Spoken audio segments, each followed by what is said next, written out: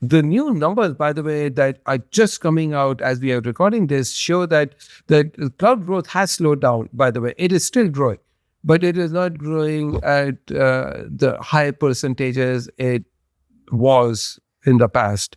So that's what I'm starting to see.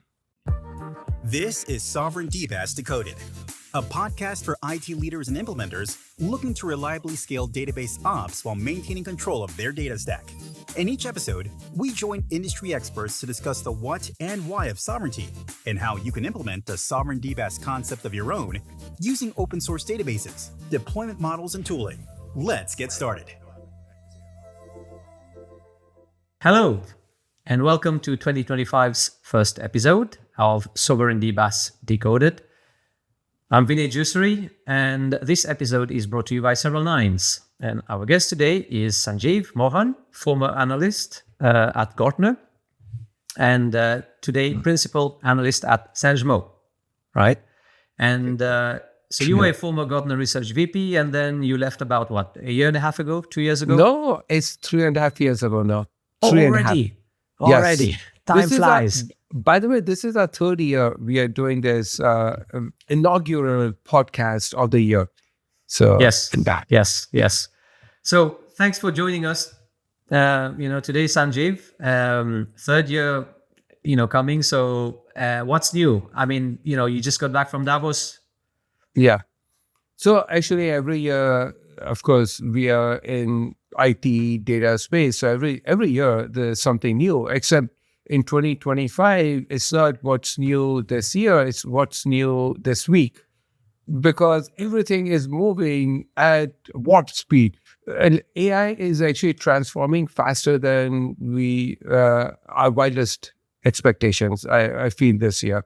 So so that's what's happening. There's a lot of experimentation. Now people are starting to use AI or generative AI, not just to predict the next token, the next word, and summarize and write me this and write me that, but more as an assistant, as an agent, taking some autonomous actions on our behalf.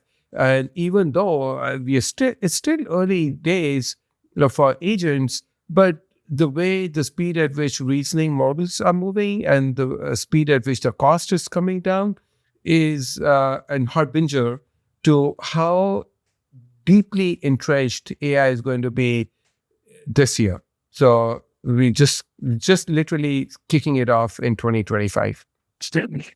Excellent. Well, hey, again, thank you for coming, back to our, let's say, annual chat, right?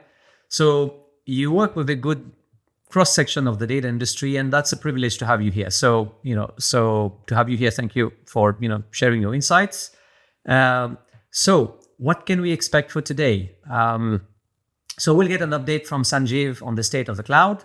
We'll recap the cloud and the DB space in 2024, and the major influences, events, surprises, and we'll see what's going on today and look forward to 2025.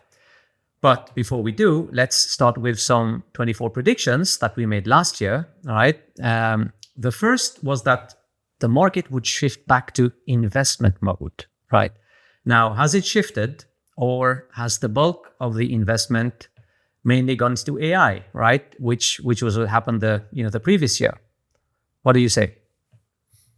So I think investments are huge. I just to give an example, as we are recording this, Google Cloud just announced their earnings for the year, and they showed record revenue growth, but the stock price went down because they are expecting $75 billion or something like that of investment capex in data centers, which was more than what the market expected. And so the stock went down, which, to some extent is very, it's a knee-jerk reaction from the market because we are, while, I said earlier, these reasoning models and all are getting cheaper, but what's going to happen is that AI is going to get so much cheaper that organizations are going to have hundreds of agents. So the volume is going to go up.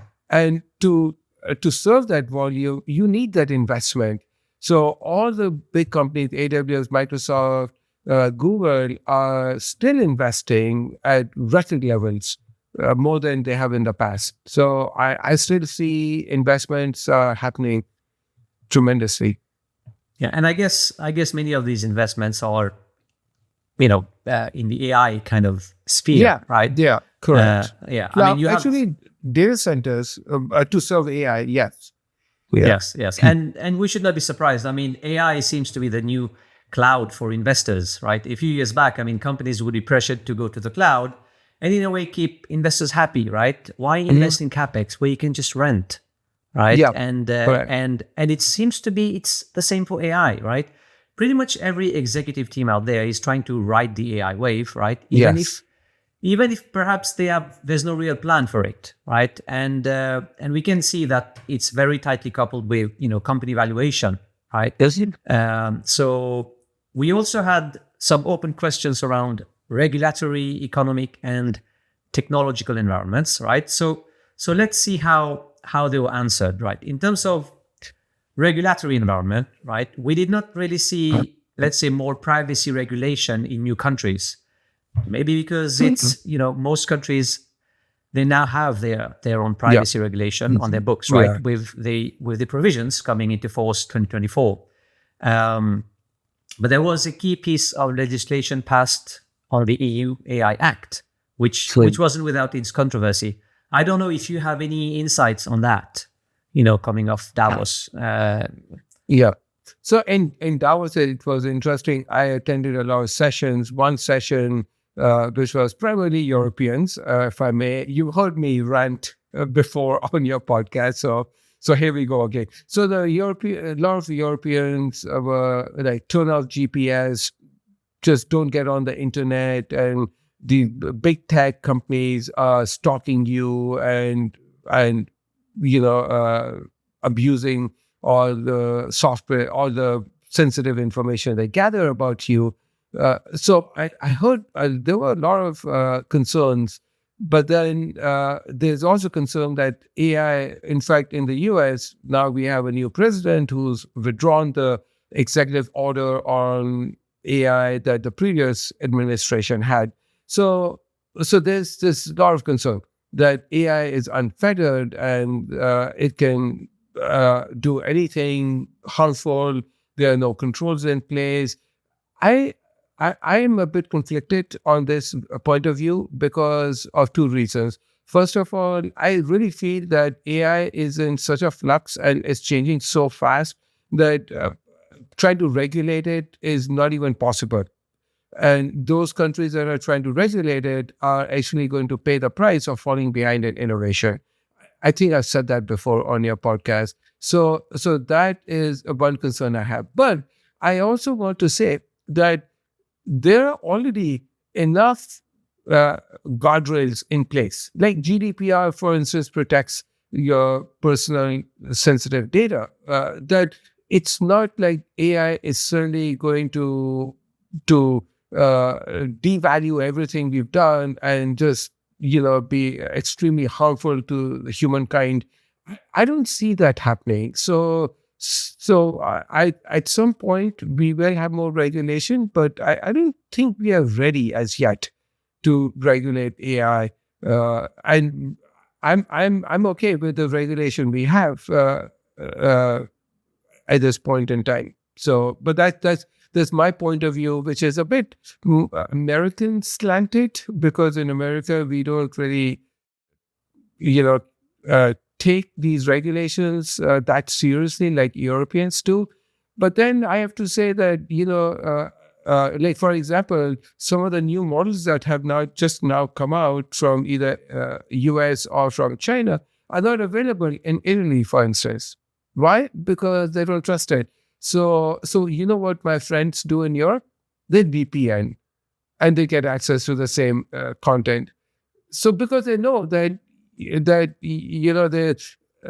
I'll give you a very clear example of how fear and hype drives our decisions, but then in the end, things work out very differently. Last week, DeepSeek came out from China. The DeepSeek R1 came out from China. DeepSeek's been around for at least 6 months. Microsoft, OpenAI said, we are going to investigate inappropriateness of like how the data was trained and some of these things. Within 2 days, Microsoft Azure said, now we support DeepSeek and all of you users who want to use DeepSeek can use it. So what happened in 2 days? They went from being, very anti-DeepSeek to supporting it. So that's the reality we live in these days. Now everybody supports it. NVIDIA has DeepSeek as name. AWS is full into DeepSeek. We had a whole demo with how you can use DeepSeek, and Microsoft, Azure, Google Cloud, Snowflake, Databricks. You can use any platform and you can use these models. So I'm sorry for this long-winded answer, but where I'm trying to go is that the regulations have not been that effective as yet in the AI space. People are more interested in experimenting and trying out these new technologies and less concerned about regulation. Right. So that was regulation. And yeah, they say America innovates and Europe regulates, right? So there's no change there. But so that was in terms of regulation. In terms of the economic environment, the large tech companies grew their valuations, right, after making very, very, very large investments into AI, right? And cloud services still showed strong growth. What do you say? Yeah, the move to the cloud is actually still very strong. And although we've talked in the past about repatriation to on-premises, and that actually became quite a big topic in 2024, and people talked about it a lot. And I think there was an increase in repatriation from what I saw and what I heard. But if we were to take things in relation to each other, cloud migration was still by far much higher than on-prem repatriation. So the new numbers, by the way, that are just coming out as we are recording this, show that cloud growth has slowed down. By the way, it is still growing, but it is not growing at the high percentages it was in the past. So that's what I'm starting to see. Yeah, growth but slow down. And then in terms of the technological environment, right? AI seems to be still very popular, obviously, lots of investments. But I wonder about the use cases. Because people are still trying to understand the fundamental value of AI, right, to their business beyond, productivity gains across, organizational functions, so to speak. And that one is something that, perhaps, let's say, we haven't really seen yet, those massive use cases that actually makes a difference. Yeah, good point, by the way. Again, so much is happening, so much is changing that even my views change from day to day. For example, one Salesforce at the end of 2024, they basically said, no, we are not going to hire 1,000 salespeople to sell agents. That number is 2,000. So they doubled the number of people, and they came out with these SDR agents. Because that's what Salesforce does. It's like a CRM, Salesforce management system. So they said, SDR is what we're going to focus on. But now I'm starting to hear that a lot of people are saying having a generic SDR is not good. You need that personalization. And so was that a good move or not? Again, it's to be seen what's going to happen. So going back to your point, how we are still looking for that killer use case. I have read, by the way, that AI has already led to some major breakthroughs in medical field. and there have been like new cures and new diagnoses that have been found out. But we don't hear about it in mainstream because has it found cure for cancer? No, it has not yet. But it's a journey, Yeah. So I think there are some use cases. Would I put an AI agent to autonomously run my very complex workflow? Probably not.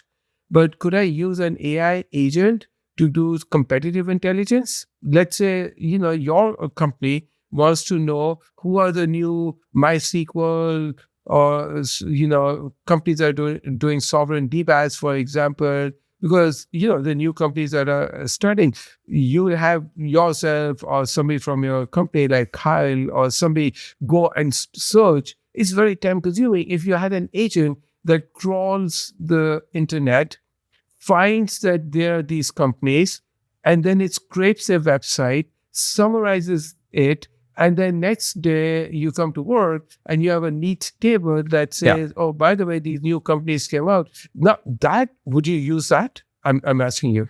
Yeah. Well, actually, the scraping itself has existed for a while, right? So that's Yes. not. But actually, the summarizing and getting a bit smart about how you present the data, what are the kind of things you want to know about, that one probably AI would be the best fit for that. Correct. Yeah. And also discovery, and also running autonomously. Scraping has existed for a long time, but you have to manually go and do it. Now, every day you come, you get a report. Yeah. A new company gets created some part of the world, and you're on top of it. So it makes people a lot more productive. I published a podcast with Google Cloud leaders just last couple of days, and in that I asked them what percentage of the code is being written by AI, and that number is 25%. So there are these use cases that are not, I would say, mission critical, that AI is already performing. Speaking for myself, I write enough content. So I cannot use AI to write my content because I'm mostly writing about what's coming, what's new. So I'm trying to be on the cutting edge, pushing the envelope, so AI doesn't know about stuff that I'm writing or trying to predict or coming up with trends. But I can use AI to say, help me polish this. When I was in Gartner, I had the benefit of having a whole team of world-class editors who would fix my documents. Now I'm independent. I don't have editors. So ChatGPT or Gemini is a great editor. Yeah. Poor editors, actual human beings. That's a whole topic. Like what happens to jobs, but let's not like mix because that can take up like a big chunk of your podcast just talking about that. Yeah. But looking at regulation, economy, technology. I mean, it seems everything leads back to AI. It seems 24 was the year of AI. I mean, it's that's completely. Every conversation was, it wasn't about AI, then you weren't having a conversation. No. Yeah. No. Yeah. So looking back at some of the significant influences, right, events and surprises of 24, right? I mean, macroeconomically, we saw inflation stabilizing, right? Interest rates, they've been going down in the EU, and yet it seems like everywhere except the US has struggling economies for some reason. I mean, geopolitically, the world was and is still, very uncertain, right? With, wars raging in different regions. Market-wise, Amazon launched a new AI chip, right? Broadcom, about a year ago, they ended the, VMware's partner program, and that upset quite a few, right? And that actually gave renewed energy to the likes of Nutanix or alternative platforms like, OpenStack, CloudStack. Red Hat pushed very aggressively, KubeViet, right? Which is basically virtual machines running in Kubernetes. And also there's Geico, right? You talked about repatriation, right? That's the latest, let's say, notable joiner of this repatriation movement, right? They had tried to move to, I believe they say it was Azure, right? They had a cloud journey for 10 years, and then they just canceled all that, right? And moved back. And in terms of database technology, I mean, there was a bit of a vector database gold rush in the previous years, right? And we treated it as a new, let's say, product category, right? We even had Stephen Battifall, right, from Milvus here on this podcast. But then all the established database vendors integrated vector capabilities, right, directly into their existing products. So, so two questions for you, Sanjeev. I mean, how do you think these impacted the market? And did any of these surprise you? I was not surprised. I had said from day one that vector databases are not a category. Vector, the ability to store vector embeddings of unstructured data, it's a data type called vector. And having vector indexing, vector search built into a existing database is the right thing to do. Like your MySQL, PG, Postgres as PG vector, everybody did it. And so to me, the vector capability is a capability. It's not a standalone piece. And I believe in that strongly because I don't want to just be able to search a PDF. I want to know who wrote this PDF, which document, which client did it come from, what is the client's history, what have they bought in the past, and all of that customer information is stored in a relational database. So, or a document database like MongoDB, so in my opinion, the vector capabilities should be very closely existing with the other historical data of the client or transactional data of the client. It should not be in a separate database because one of the things that stood out in 2024 is customers gave up on modern data stack. They basically said, we don't want to live in a world where there are 10, 15, 20 different systems that we have to put together. So SaaS exploded. Every SaaS does things their own way, and then they may actually change the schema at some point. Now you have to stitch together all the effects on downstream systems, and you've got multiple data ingestion. Like if you're building an analytical solution, you've got a ton of different products to do ingestion, transformation, catalog, observability, data preparation, data quality. Each of these are categories with literally dozens and dozens of startups and, of course, large companies. So I think the biggest beneficiaries were the cloud companies, hyperscalers, because they said, we'll give you an integrated stack. We may not be as good as a standalone specialized tool, but you get 80% of what you want in one place. Your data always stays in the one common storage location, and then you've got multiple compute. And by the way, through Apache Iceberg and other open table formats like Delta and Hoodie, you can put any compute engine on top. So we are going to minimize. By the way, data minimization was a very important principle even when GDPR came out in May of 2018. I remember May of 2018 so well because I was in Gartner and that was such a major day for us. We've been working towards May 25th, 2018. But my point is that hyperscalers gave me an opportunity to have one copy of data and disaggregate the compute, not just disaggregate compute, that was a promise of cloud, but unbundle it. And I could bring any engine on top.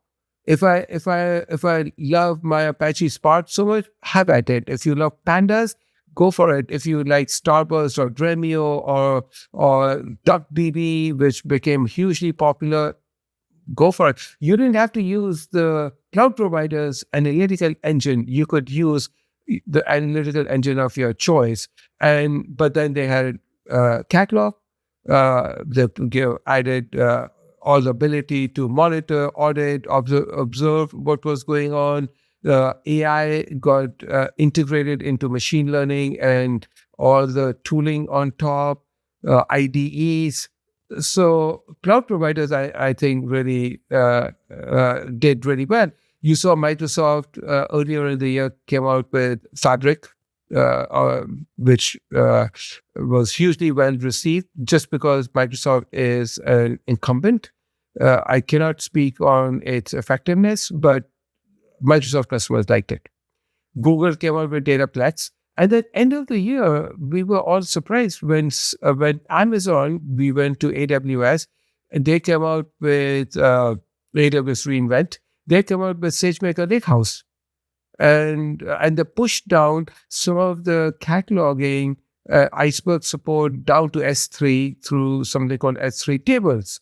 So all of a sudden, even AWS, which prided itself with having 15 different databases and all of these amazing products they've built, they consolidated it into a single pane of glass to do analytics on data with machine learning and AI. And they use SageMaker for that.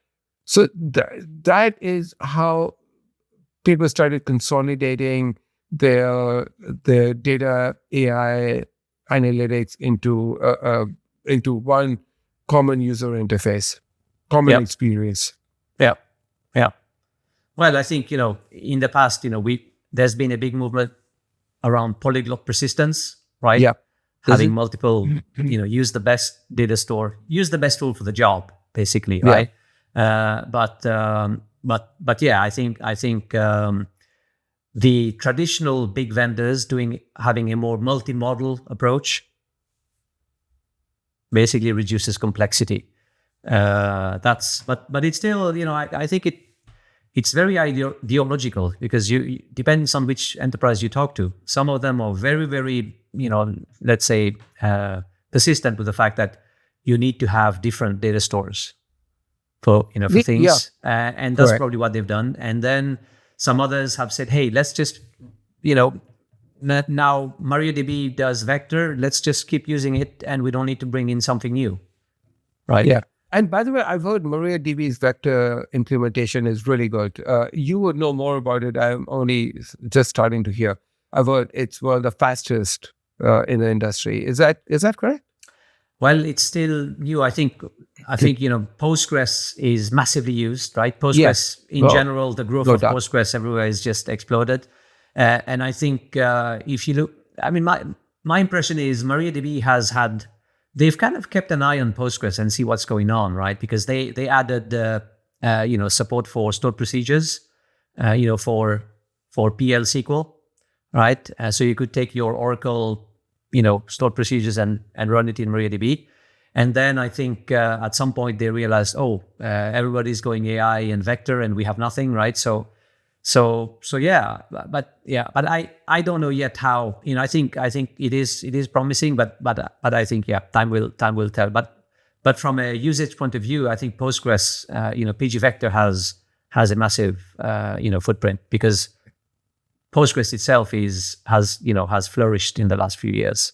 Yep. I would say Postgres was a breakout star of 2024 in the database world. Yeah. So turning the corner, right? Let's shift gears to today. It looks like AI is still the marquee topic. So let's start there. We talked about DeepSeek, right? Surfacing and raising questions around, the US industry's strategy of throwing, more and more money at the problem, right? But also there's the US government strategy of limiting China's access to the latest and greatest chips, right? You talked about it a little bit that, people like the big technology vendors, they were kind of, let's say, they were kind of skeptical about DeepSeek, and then after 2 days, suddenly everybody had it. What do you make of that?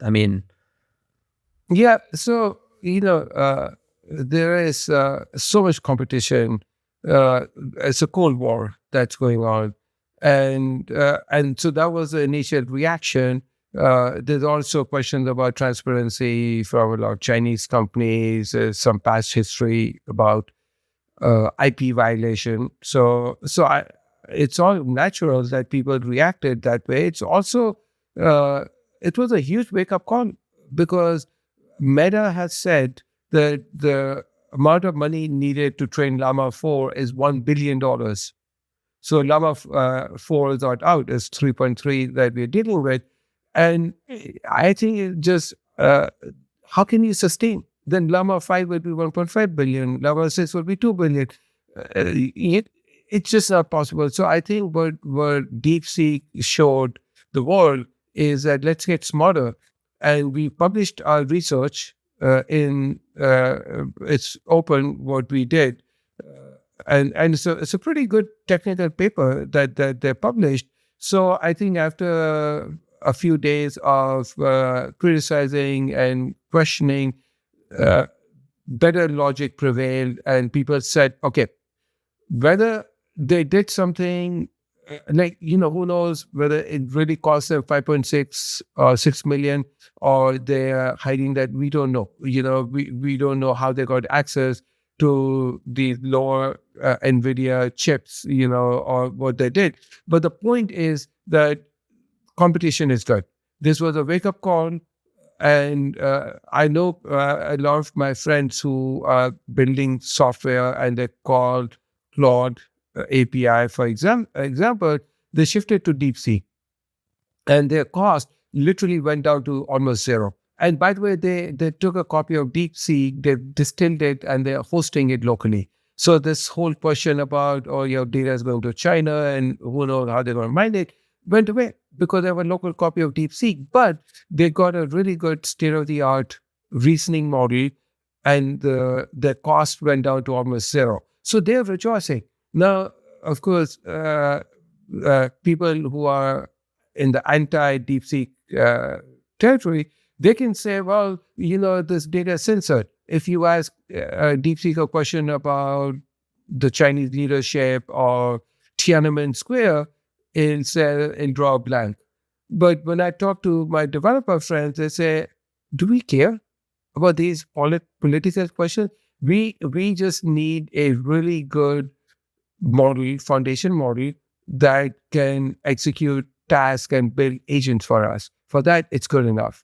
So you see, there are two sides of the camp, but the reality is, why did everybody 2 days later adopt and make DeepSeek available? Is because it's a good model and it has its limitations. Now, the beauty of where we are going is that while we are recording this, by the time you publish it, DeepSeek may be history, because there are at least 15 companies in China itself who are competing with DeepSeek. Alibaba already has Gwen 2.5. And then there are all of these other models that are... So the sad part is this competition is happening in China and not in the US, but, we live in a global world. So it's a wake-up call for OpenAI, Cohere, Anthropic, to learn from what companies are doing in China. And we are literally at the cusp of every model that you now use in future. In the next few months, every model that you will use will be a reasoning model.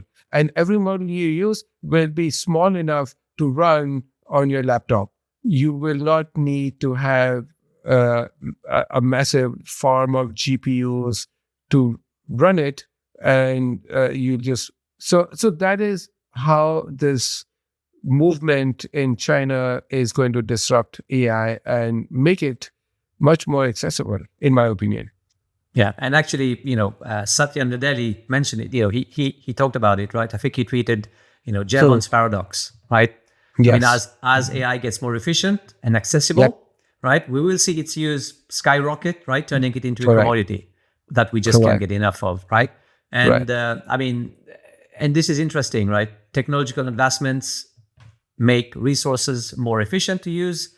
reduces the amount needed for a single application, but as the cost of the resource drops, right, the results increases demand, right, and there is more consumption.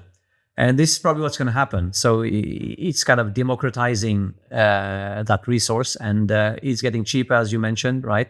So more, let's say more companies can start doing it. So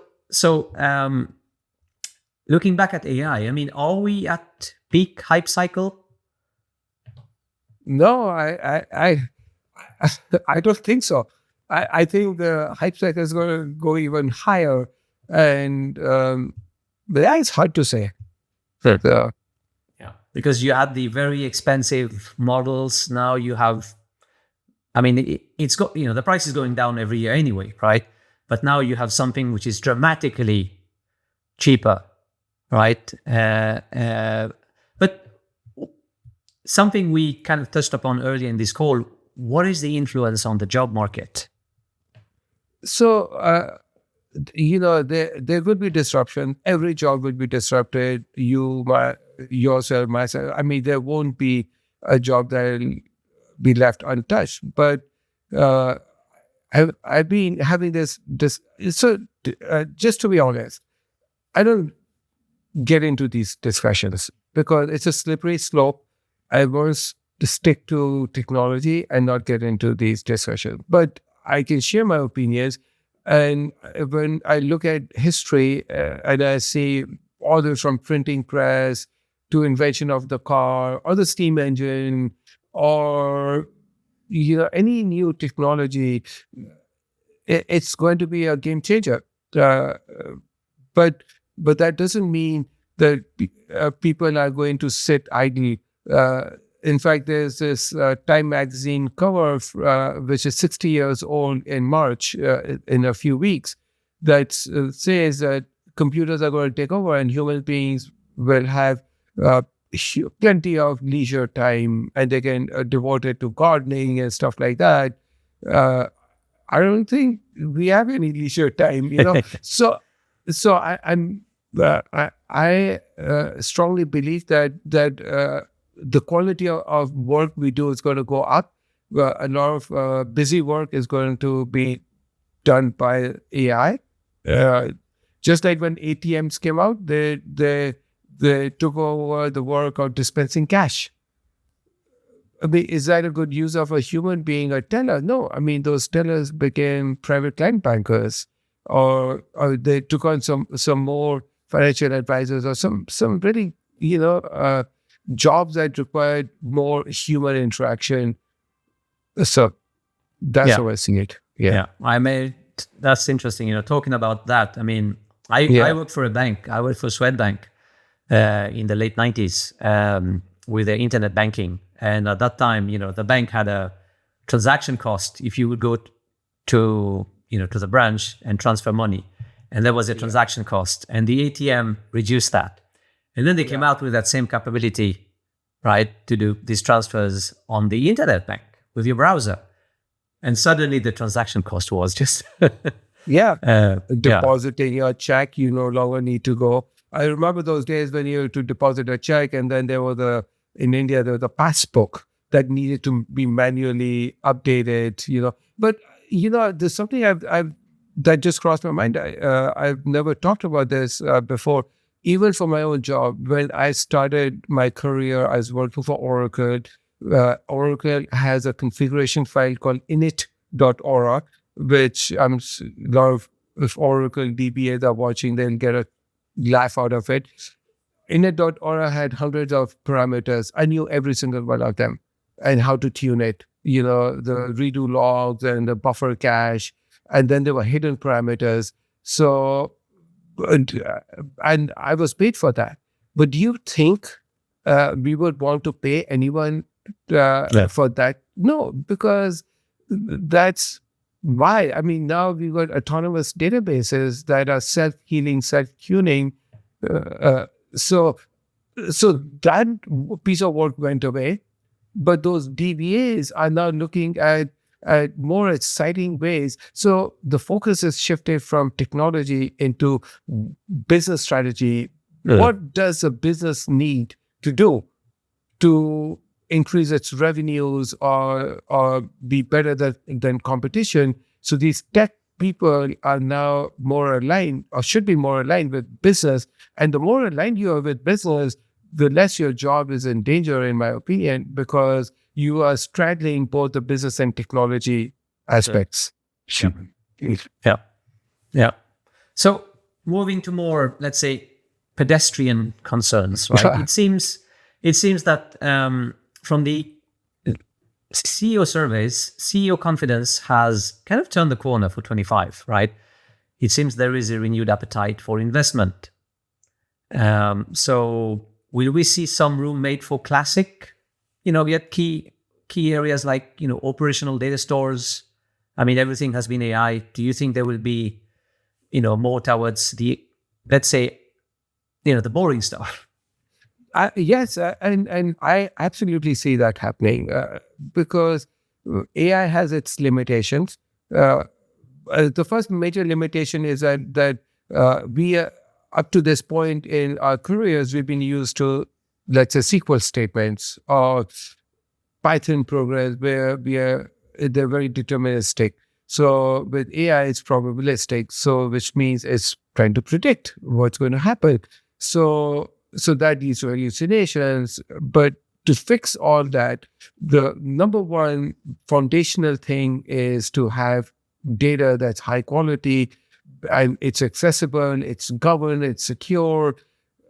And so all that starts with operation databases. If we don't fix that, we will never have good AI. AI cannot exist. AI is a use case, an application of data. So all these years we've tried to fix data quality, and we failed here and we failed there, or we've done it like data governance half-heartedly. All that stops because to be successful in AI, I need to have proper data. And by the way, that data may not be just operation data, it may be synthetic data, or it may be data that's coming from unstructured sources. So you see the volume or the work that data management did is also exploding. It may be driven by AI, but it's still all data and data management. Yeah.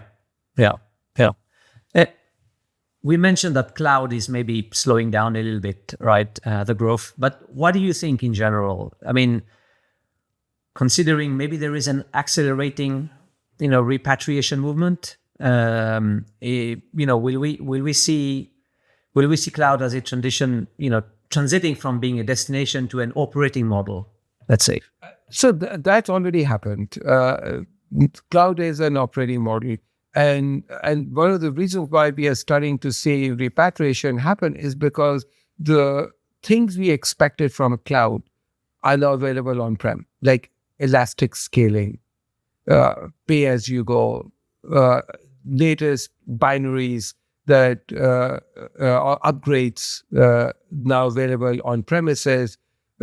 I think what we are starting, what I'm hearing more and more from our clients is not necessarily repatriation, it is hybrid multi-cloud.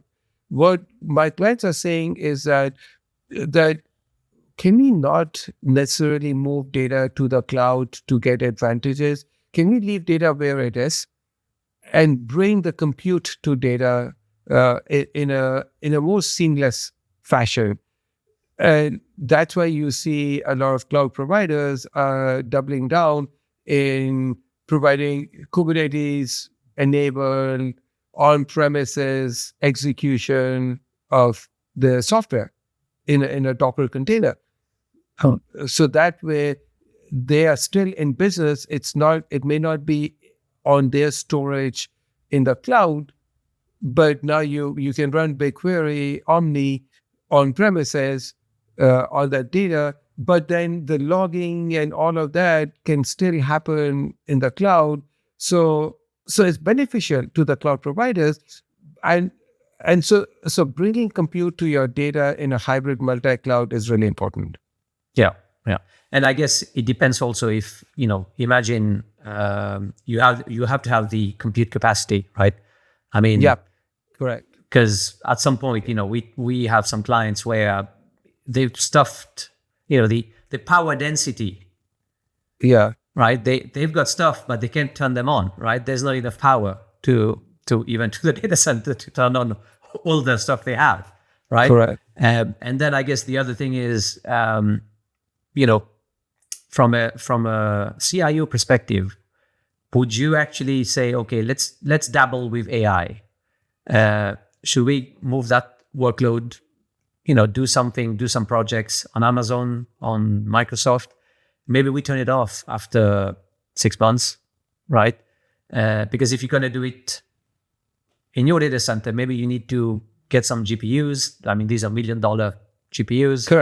Correct. So that's also that is the issue. If maybe it's more relevant to AI kind of issues. I don't know because of the cost. This has been true forever. Do your experimentation in the cloud. It's so easy. You only need one thing, a credit card, and you're good to go. So on premises, you need to size the hardware, order the hardware, provision it, stack it, rack it. Like, who has the time for that? You will miss a bus by the time you get whatever stuff you want on premises. It may be outdated. So do your experimentations in the cloud, and then if you have a ton of unstructured data, like you have 10 years of PDF files, tens of thousands of PDF files in your SharePoint, then if you see there's ROI in doing it in the cloud and you have achieved that mastery. No one ever gets mastery over such a fast-moving thing, but you think you have a good handle and you know how to do it in a cost-effective way, do it on premises. See, the one thing that I tell lots of guys tell me, why are we doing repatriation? Because cloud is too expensive. And my answer is that, yeah, in some cases, 100% that may be true, but in a majority of cases, it's because you did not configure cloud properly. You didn't understand. You did lift and shift, and you used cloud exactly ineffectively how you used it on-prem. And obviously, your cost went up. Every single thing, even simple things. Let's say you're a developer and you keep and you're coding, and you keep putting these print statements like log this, log that, put traces, put this, all these things on premises that you did for free. Every single thing is going to cost you, because every single trace and log is going to go into CloudWatch, and it's going to cost you an arm and a leg when you consolidate everything. So this is the reason why people were like, oh my God, cloud is so expensive. But that's because you didn't really understand the ethos of how cloud computing does, and you took all your habits from the past into the cloud, and then you pay the price. Yep. So looking forward to 25, what can we expect, right? We talked about continued investments in AI, perhaps the cost of AI infrastructure getting slashed, right? More cloud repatriation. How do you think the world economy will fare, right? Given all the uncertainty around trade tariffs. And do you agree with the CEO sentiment that, that 2025 will be a good year for business? I'm a bit guarded.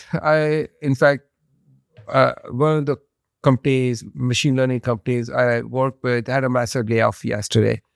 So, see, this is the problem we have. We talk about S&P 500 is record high, and American economy is thriving and, bursting from its seams. But when you start looking at it more deeply, it's not S&P 500 that's doing well. It's S&P 7 that's doing well.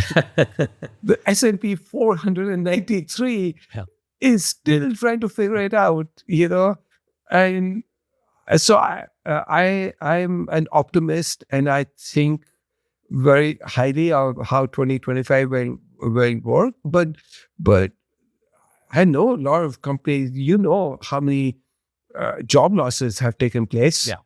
Even in the US. So what gives? US economy is doing amazing. The whole world is looking at it. My relatives in other countries are like, wow, US economy is the hallmark of progress. But then I have all of these people who are my dear friends who have been looking for a job for 1 year. Well, So that's the dilemma I have. So I don't want to make a statement that 2025 will be an amazing year, because who knows? Yeah. And I think, Sweden, we are in the EU, kind of waiting a little bit to see what the EU will do, because EU has fared pretty badly lately, right? I mean, there was also, I don't know if you heard of it, but there was this report from Mario Draghi, right, the ex-prime minister of Italy, about European competitiveness, right? Yeah. I mean, he's suggesting 800 billion euros a year in additional investment to boost growth, right? So there are some new companies with grand plans. I mean, for instance, in Sweden, like very close to my home, there's this company, cloud company, Evrock, right? They're building data centers from the ground up, right? And they are really aiming to become the first European hyperscaler. They've got big plans and with big backing, right? So there are some signs, right? It seems everyone is trying to figure out, what the next real source of value will actually be, right? But in the short term, it looks like the private sector is pursuing valuation increases at all costs, right? Even if they don't have concrete plans for AI. I mean, again, it comes back to AI. So the stock market, I mean, we've seen the stock market happy to inflate these expectations, right, around the results that these investments will create. Then the question is, I mean, is it a bubble? When will it burst, right? Will we see the results in 25? Right, in terms of actual revenue growth, right? I mean, we saw the huge investments that those companies are still planning to make, but will we see actual results delivered 25? We lived through .com boom and bust, right? So you witnessed that.